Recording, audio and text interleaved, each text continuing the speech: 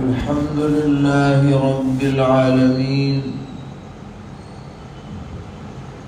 أشهد أن لا إله إلا الله وحده لا شريك له،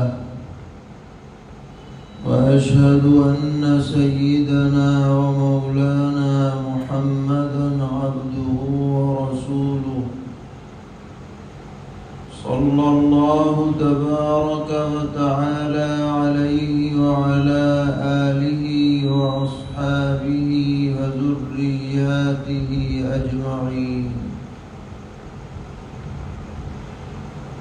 أما بعد، فعن عبد الله بن عمر رضي الله تعالى عنهما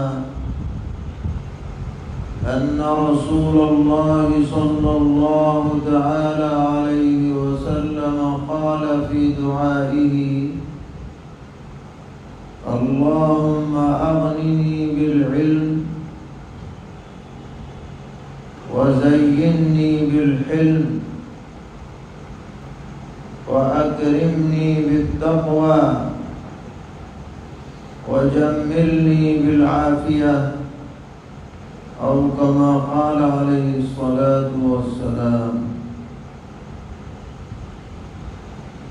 معزز اساتذہ کرام، طلبہ عزیز، حاضرین مجلس،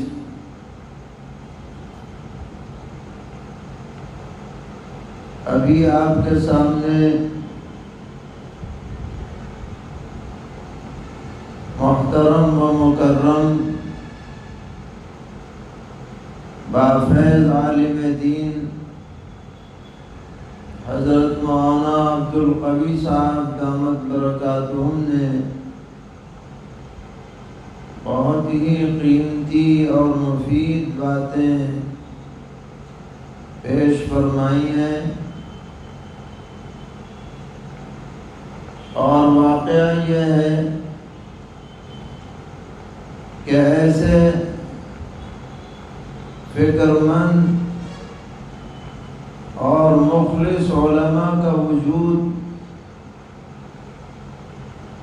ہم سب کے لیے اللہ تبارک و تعالی کا بڑا انعام ہے، اور ہم آپ سب حضرات سے یہ گزارش کریں گے کہ آپ اپنے علاقے کے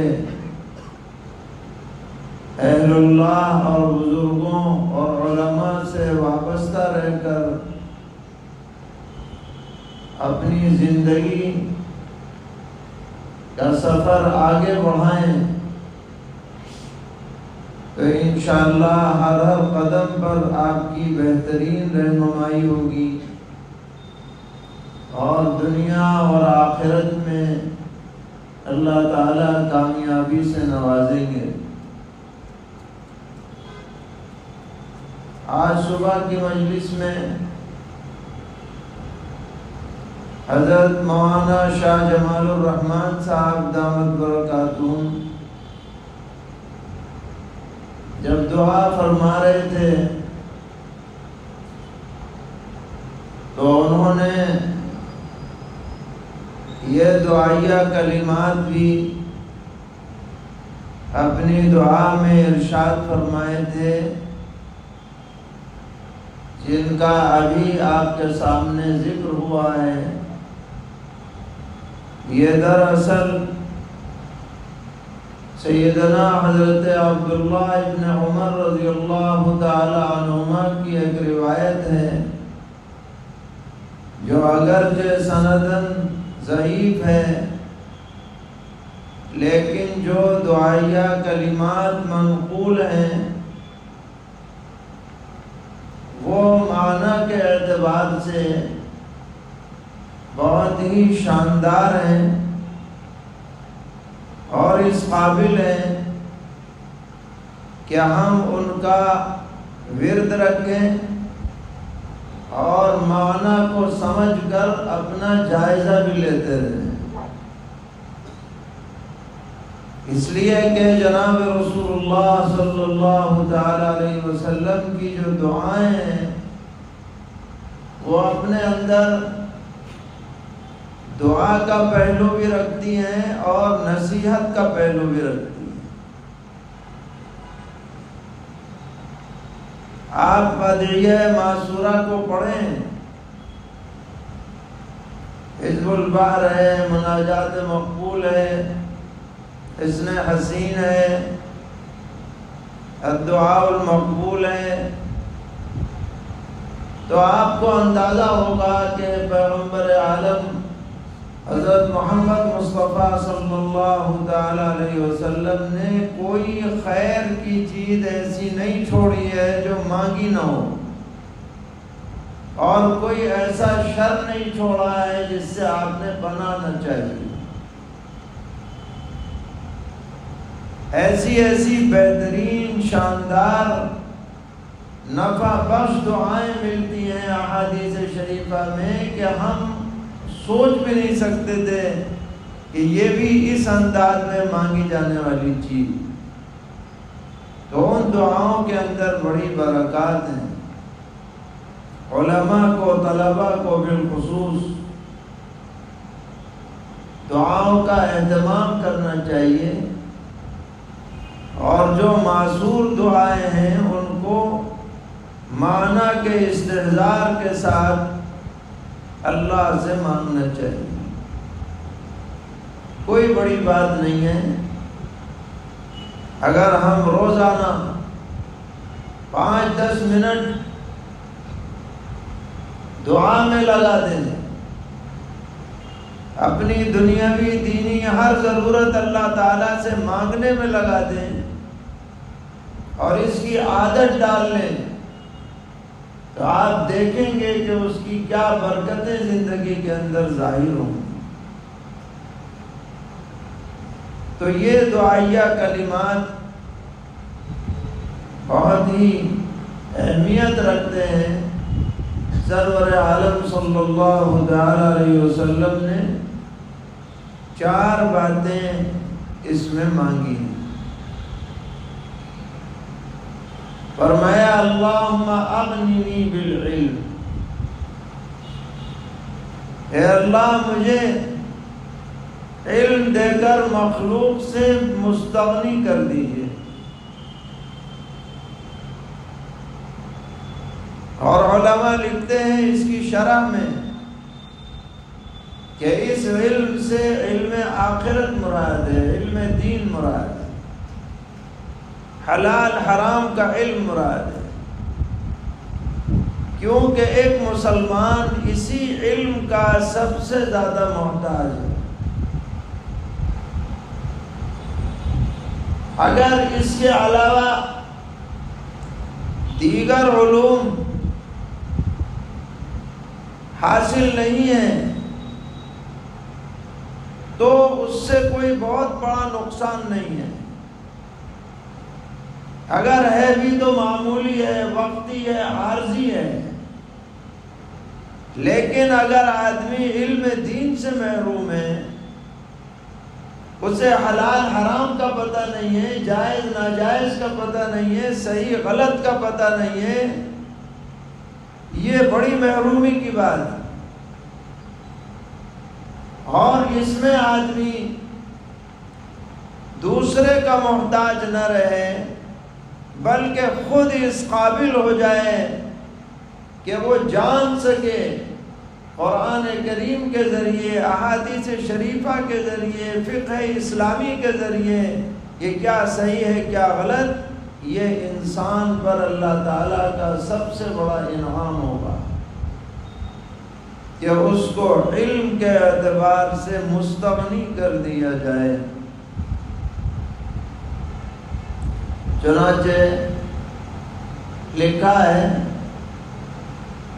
کہ ایک مرتبہ حج کے موقع پر حضرت امیر معاویہ رضی اللہ تعالی عنہ ایک ایسی جگہ تشریف فرما ہوئے کہ سامنے سے حاجیوں کی جماعتیں قافلے گزر رہے تھے۔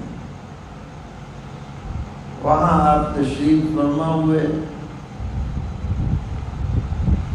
تو دیکھا کہ صاحب جا رہے ہیں اور وہ کچھ اشعار پڑھ رہے ہیں اور لوگ ان کے ساتھ جڑے ہوئے ہیں، سن رہے ہیں، سنا رہے ہیں۔ آپ نے پوچھا کہ یہ کون ہے؟ بتایا گیا کہ یہ فلاں شاعر صاحب ہیں، ان کی بڑے شعر کی شہرت ہے۔ یہ اچھا شاعر صاحب ہیں؟ فرمایا جانے دو، کوئی خاص بات نہیں ہے، یہ ایسا علم نہیں ہے کہ اس کی جہالت کی وجہ سے آدمی کو کوئی افسوس ہو، کوئی نقصان ہو، ہے نہیں ہے تو نہیں ہے، کوئی بات نہیں۔ پھر ایک قافلہ گزرا، وہاں دیکھا کہ ایک صاحب ہیں، ان سے لوگ پوچھ رہے ہیں، وہ جواب دے رہے ہیں۔ پوچھا یہ کون صاحب ہے؟ کہ یہ فلاں صاحب ہیں، ان کو خاندانی نسبتوں کا، شجروں کا بڑا علم ہے، فلاں خاندان، فلاں بیٹا، فلاں پوتا، فلاں دادا پر دادا، پکڑ لکڑ دادا، سکڑ دادا، سب پتہ ہے۔ عربوں کے ہاں اس کا بڑا اہتمام تھا، بڑی اہمیت تھی۔ یہ نصاب ہے، بتایا گیا کہ یہ فلاں صاحب، آ جانے دو، یہ بھی کوئی خاص بات نہیں، علم ہو جائے تو ٹھیک ہے، نہ علم ہو جائے تو بھی ٹھیک ہے، اس سے کیا پتہ چلتا ہے کہ میرا باپ کیا تھا کیا نہیں تھا۔ الغرض ایسے قافلے گزرتے رہے اور حضرت اسی طرح کی بات فرماتے رہے، تاہاں کہ قافلہ گزرا جس میں ایک صاحب تھے اور لوگ ان کے ارد گرد مسئلے پوچھ رہے تھے کہ آج میں نے قربانی رمی سے پہلے کر لی، کوئی کہہ رہا تھا میں نے طواف زیارت پہلے کر لیا، کوئی کچھ مسئلہ پوچھ رہا، کوئی کچھ، اور وہ جواب دے رہے ہیں تمہارا حج میں ایسا ہو گیا، تمہارے اوپر دم واجب ہو گیا، دم واجب نہیں ہے۔ پوچھا یہ کون ہے؟ کہ یہ عبداللہ ابن عمر ہیں رضی اللہ تعالی عنہ، جو صحابہ کرام رضی اللہ تعالی عنہم میں حج کے مسائل کے متخصص رہے ہیں، اسپیشلسٹ ہیں حج کے مسائل۔ بخاری شریف میں لمبی روایت ہے کہ حضرت عبداللہ ابن عمر رضی اللہ عنہما نے پیغمبر علیہ السلام کے آخری حج کا پورا نقشہ کھینچ دیا، یہ تک لکھ دیا کہاں آپ نے نزول فرمایا، کہاں آپ نے قیام فرمایا، کب آپ چلے، کہاں اترے، ساری جگہیں آپ نے بتلا دی۔ تو خاص ان کو شغف تھا حج کے مسائل سے، لوگ پوچھ رہے تھے، وہ جواب دے رہے تھے۔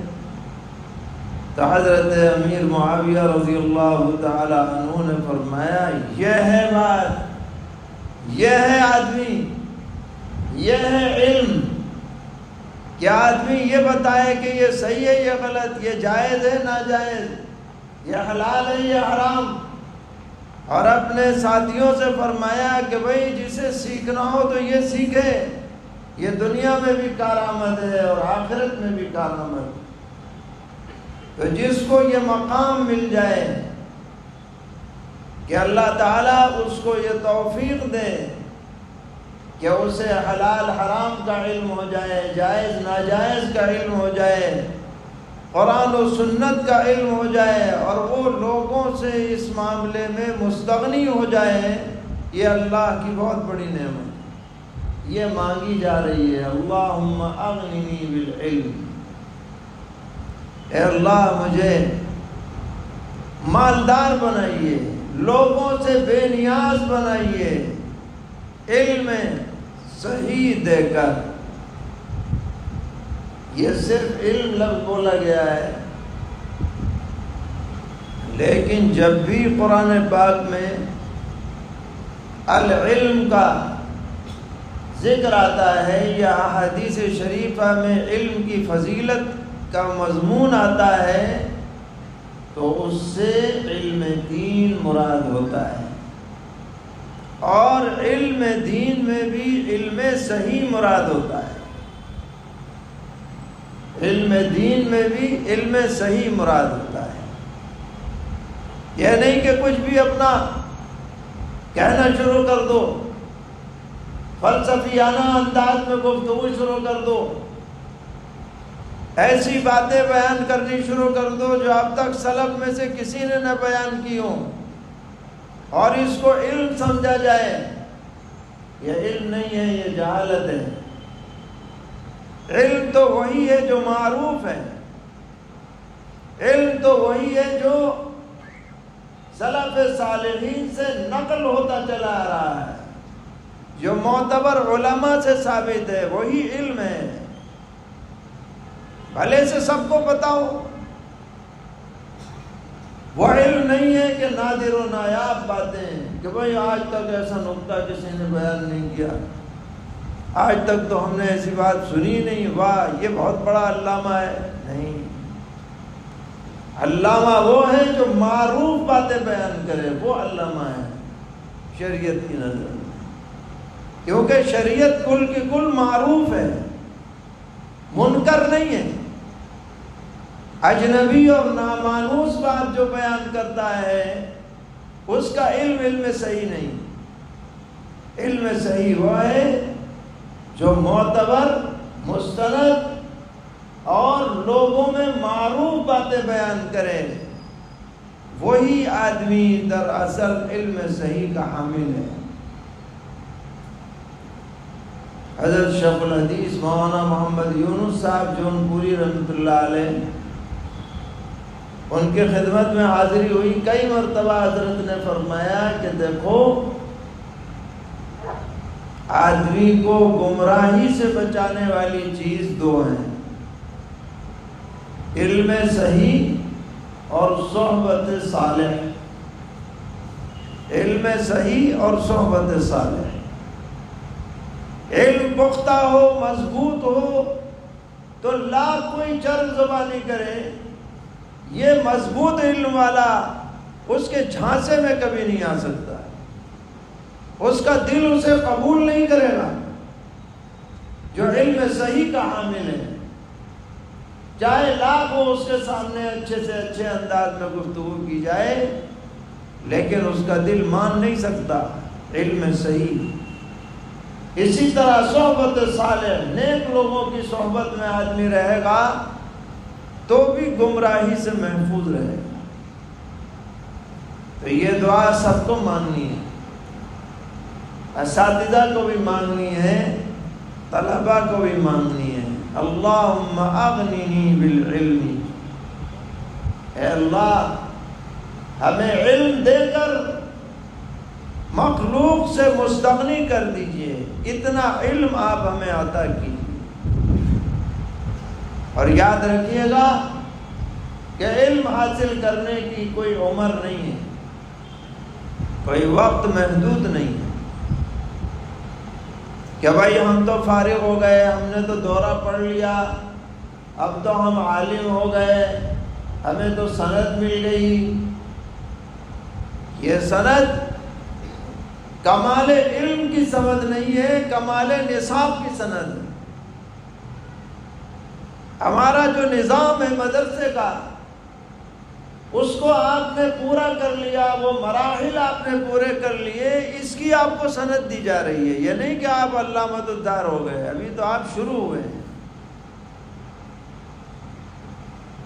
حضرت الاستاذ حضرت مفتی سعید احمد صاحب پالنپوری نور اللہ مرقدہ فرماتے تھے کہ طلباء تین طرح کے ہوتے ہیں، بہت ذہین، متوسط اور کم فہم۔ فرمایا جو بہت ذہین ہے وہ اگر فارغ ہونے کے بعد پڑھانے میں لگیں گے تو 10 سال میں ان کو علم آنا شروع ہوگا، آئے گا نہیں، ابھی شروع ہوگا 10 سال میں۔ اور جو متوسط ہے 15 سال میں، اور جو کم فہم ہے 20 سال میں شروع ہوگا۔ یہ نہیں کہ کامل ہو جائیں گے، بلکہ آنا شروع ہوگا، کچھ علم کی مٹھاس کو چکھنا شروع کریں گے وہ جب مسلسل لگے رہیں۔ تو یہ دعا بہت اہتمام کے ساتھ مانگی جائے، اللہم اغننی بالعلم، اور اس علم سے علم دین، علم صحیح مراد لیا جائے۔ علم صحیح کہاں ملے گا؟ علماء حق کی کتابوں میں ملے گا، ان کے ملفوظات میں ملے گا، ان کے افادات میں ملے گا۔ ایک نور پیدا ہوگا دل کے اندر، اور تاریکی اور غلط باتوں سے دل میں ایک طرح کی بے رغبتی پیدا ہوگی۔ اہل حق کی باتوں کو سن کر، پڑھ کر، مطالعہ کر کے یہ مانگا جائے۔ نبی اکرم علیہ السلام نے بھی کئی احادیث شریفہ میں، دیگر احادیث میں دعا مانگی ہے، اللہم انی اسألک علما نافعا، اے اللہ میں آپ سے علم نافع چاہتا ہوں۔ اور دوسری حدیث میں فرمایا وَأَعُوذُ بِكَ مِنْ عِلْمٍ لَا يَنْفَعُ، اور میں ایسے علم سے آپ کی پناہ چاہتا ہوں جو نفع بخش نہ ہو۔ نفع بخش نہ ہو کیا مطلب؟ علم صحیح نہ ہو تو نفع بخش کیسے ہوگا؟ یا علم پر عمل نہ ہو تو وہ نفع بخش نہیں ہوگا، یا علم گمراہی کا ذریعہ بن جائے تو وہ مضر بن جائے گا۔ تو الغرض یہ دعا مانگنی ہے، اللہم اغننی بالعلم، اللہ سے مانگا جائے۔ صرف مطالعہ کرنے سے علم نہیں آئے گا، یہ بھی یاد رکھیں۔ بہت محنت کرنے سے علم نہیں آئے گا، محض راتوں میں جاگنے سے علم نہیں آئے گا، مانگنا ضروری ہے۔ اللہ سے مانگا جائے گا تب یہ نعمت ملے گی، جی لگا کے مانگا جائے گا۔ نمازوں کے بعد مانگے، راتوں میں اٹھنے کا موقع ملے راتوں میں مانگے، اور قبولیت کے مواقع پر مانگے تو اللہ تعالیٰ عطا کریں۔ کوئی دروازہ بند نہیں ہے، نبوت اور صحابیت کے علاوہ کوئی دروازہ بند نہیں ہے اللہ کے ہاں، کوئی مقام بند نہیں ہے، کسی پہ تالا نہیں لگا کہ بھائی اللہ کے ولی تو ہو چکے اب نہیں ہونے والے، ایسا کچھ نہیں۔ ہر مرتبہ مل سکتا ہے، ہر مقام مل سکتا ہے، مانگنے والے چاہیے، اور اس مرتبے تک پہنچنے کے لیے جو شرائط ہیں ان شرائط کو پورے کرنے والے چاہیے، تو اللہ تعالیٰ ضرور عطا کریں۔ تو پہلا جز اس کا یہ ہے، اللہم اغننی بالعلم۔ اس کے بعد اگلا جز ہے وزینی بالحلم، اے اللہ مجھے مزین فرما دیجئے علم کے ذریعے، بردباری کے ذریعے، عاقبت اندیشی کے ذریعے،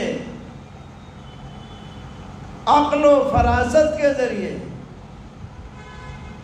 مجھے آپ مزین کر دیں۔ علم تو ہے مگر جلال بہت ہے، لوگ آتے ہوئے ڈرتے ہیں کہ مفتی صاحب اتنی ڈانٹ پلائیں گے کہ بھول جاؤ گے جانا، تو علم کا فیض جاری نہیں ہوگا۔ عالم کے لیے حلیم ہونا بھی ضروری ہے۔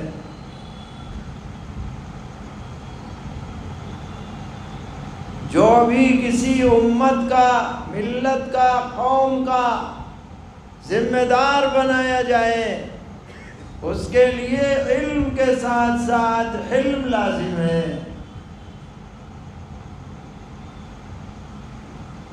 اگر حلم نہیں ہوگا تو علم کا فیض آدمی سے جاری نہیں ہو سکتا۔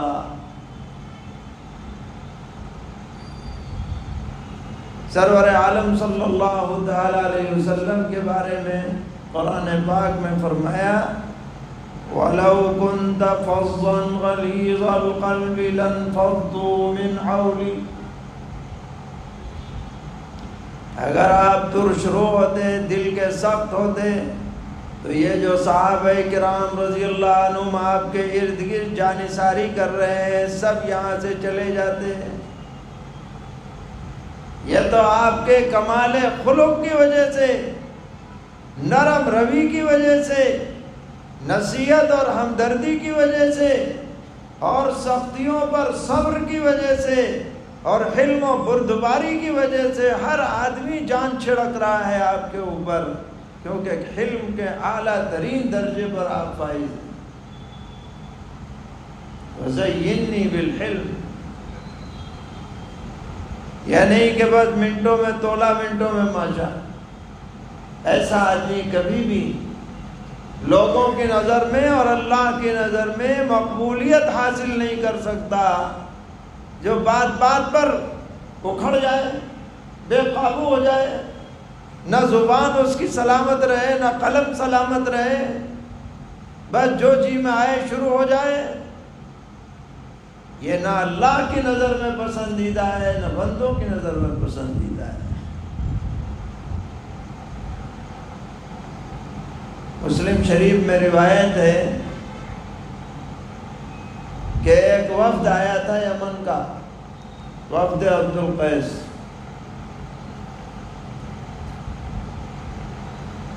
اس کے جو سردار تھے ان کا نام تھا منذر ابن عائز، اور لقب تھا اشج عبد القیس۔ یہ بڑے ہی سمجھدار، بہت ہی بردبار اور بڑے اعلیٰ درجے کے انسان تھے۔ جب یہ وقت آیا تو جو وفد کے شرکا تھے مسجد نبوی کے قریب آ کر ان میں ایسا جوش پیدا ہو گیا کہ سب اپنی سواریوں سے اتر کے سیدھے مسجد پہنچ گئے۔ یہ خیال نہیں رہا بھئی سواریاں آئیں نے باندھے کہاں، سامان کہاں رکھ کے، سب چھوڑ چھاڑ کے سیدھے مسجد کے حضور کی زیارت کرے۔ اور یہ جو تھے اشج عبد القیس، انہوں نے ساری سواریوں کو بندھوایا، سامان اتروایا، کپڑے میلے ہو رہے تھے، قریب میں ایک کنویں پر جا کر کے غسل کیا، کپڑے بدلے، اور اطمینان سے پھر پیغمبر اسلام کی خدمت میں حاضر۔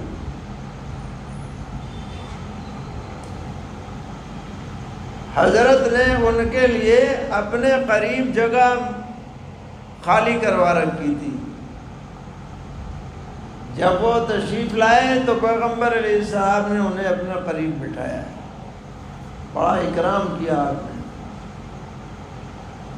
اور پھر ارشاد فرمایا کہ ان فیک لخصلتین یحبہم اللہ تبارک و تعالی الحلم والانات، کہ تمہارے اندر دو ایسی خصلتیں پائی جاتی ہیں جو اللہ تعالیٰ کو بہت پسند ہیں۔ ان میں ایک حلم و بردباری ہے اور دوسرے جلد بازی نہ کرنا ہے کسی بھی معاملے میں۔ لوگوں نے تو جلد بازی کی، اتر کے چلے گئے، یہ نہیں سوچا کہ یہ اونٹ کہاں چلا جائے گا، سامان کہاں چلا جائے گا۔ اور انہوں نے نہایت تدبر کا اور تحمل کا معاملہ کیا، اور سب کو جو ہے بندھوا کر اور اتروا کے سب معاملہ ٹھیک کر کے پھر حضور کی خدمت میں آئے۔ تو یہ جو حلم ہے یہ آدمی کو 4 چاند لگا دیتا ہے، آدمی کے علم کے فیض کو عام کر دیتا ہے، اس کی ذات مرکز نور بن جاتی ہے اس حلم اور بردباری کی وجہ سے۔ خطاؤں سے وہ محفوظ ہو جاتا ہے، شرمندگی نہیں اٹھانی پڑتی اسے بعد میں۔ جو آدمی عاقبت اندیشی کے ساتھ کام کرتا ہے اسے حسرت اور افسوس کا سابقہ نہیں پڑتا، ٹھیک ٹھاک کام ہو جاتا ہے۔ اسی لیے حضور مانگ رہے ہیں وَزَيِّنِّي بِالْحِلْمِ، آپ مجھے مزین کیجئے حلم کے ذریعے۔ ابھی حضرت مولانا اشارہ کر رہے تھے کہ ذرا ذرا سی بات پہ ہم آپے سے باہر ہو جاتے ہیں، کوئی بات سن لی اور وہ ہمارے تصور اور ہماری رائے کے خلاف ہے تو یہ تحقیق بھی نہیں کرتے کہ جو بات سنی گئی ہے صحیح ہے بھی یا نہیں۔ حالانکہ سب جانتے ہیں کہ آج دنیا میں جھوٹ کا بول بالا ہے، آڈیو کے اندر ایڈیٹنگ ہو جاتی ہے، ویڈیو کے اندر ایڈیٹنگ ہو جاتی ہے، بیچ کا جملہ نکال کر کے پیچھے کی بات جوڑ دی جاتی ہے، مطلب بالکل خبط ہو جاتا ہے اور ہم اسی پہ جو ہے اپنی رائے دینے لگ جاتے ہیں۔ یہ کیا ہے؟ حلم کی کمی ہے، بردباری کی کمی ہے، یہ عجلت پسندی ہے، یہ کسی عالم کو زیب نہیں دیتی۔ علم میں زینت جبھی پیدا ہوگی جب علم کے ساتھ حلم بھی ہو، بردباری بھی ہو، تحمل مزاجی بھی ہو، عجلت پسندی نہ ہو، عاقبت دیکھ کر کے اگلا قدم اٹھایا جائے، محض جذبات کی رو میں آدمی نہ بہ جائے، کسی کے کہنے میں نہ آ جائے۔ جب یہ چیز ہوگی تو پھر آدمی کا علم یقینی معنی میں کارآمد۔ ابھی چند دن پہلے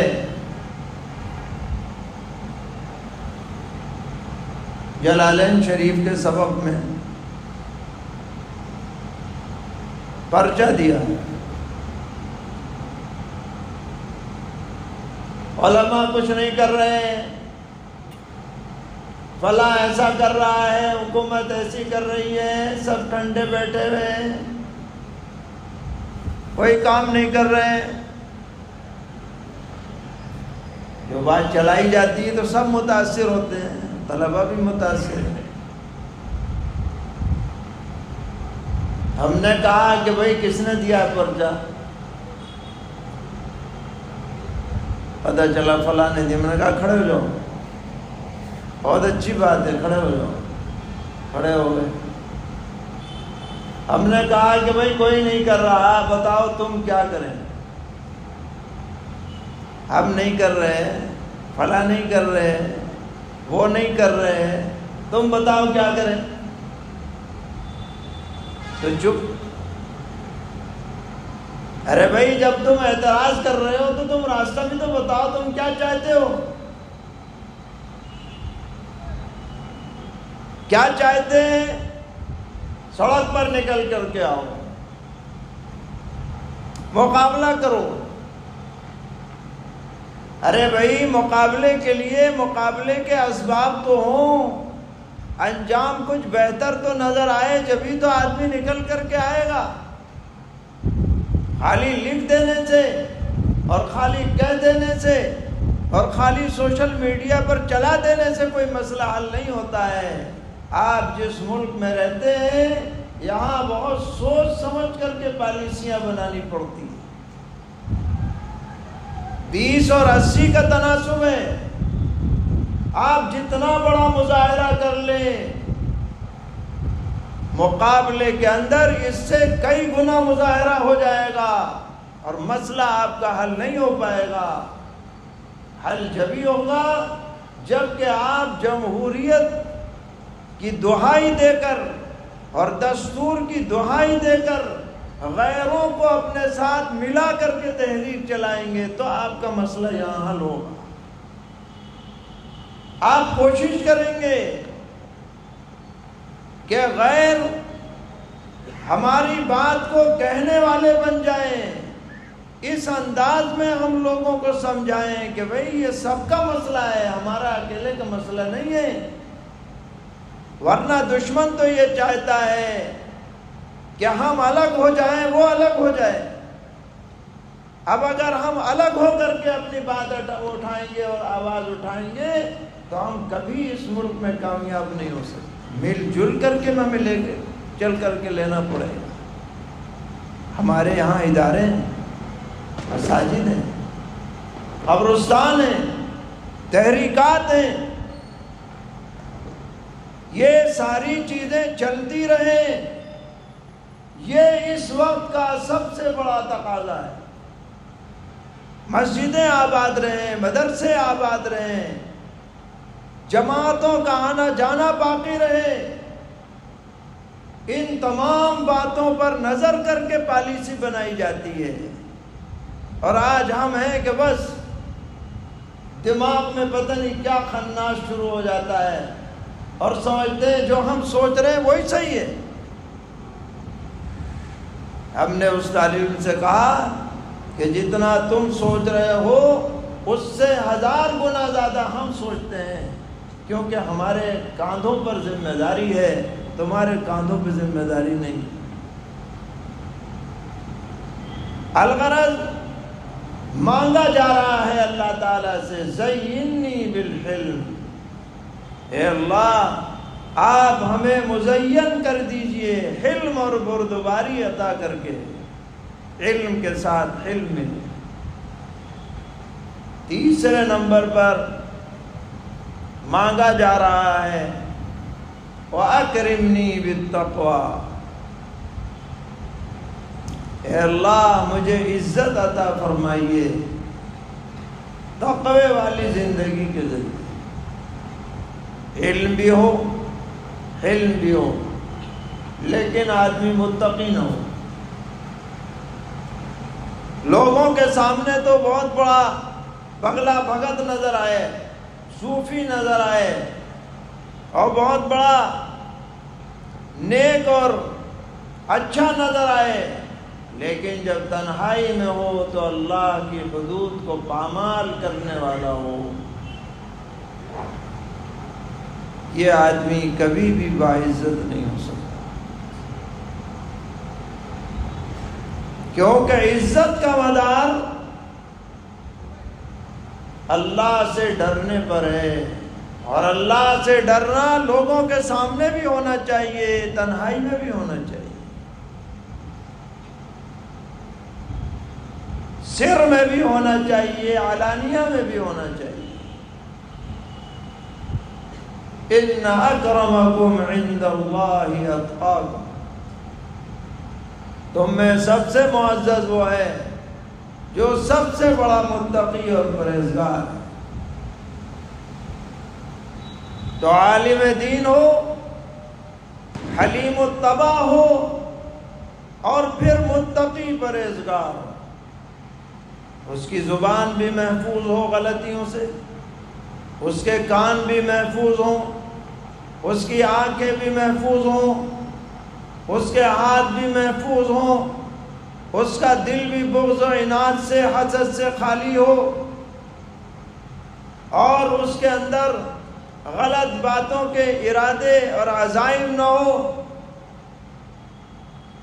اس طرح سے آدمی کو دولت ملے گی تقوی کی تو انشاءاللہ دنیا میں بھی سرخرو رہے گا، آخرت میں بھی سرخرو رہے گا۔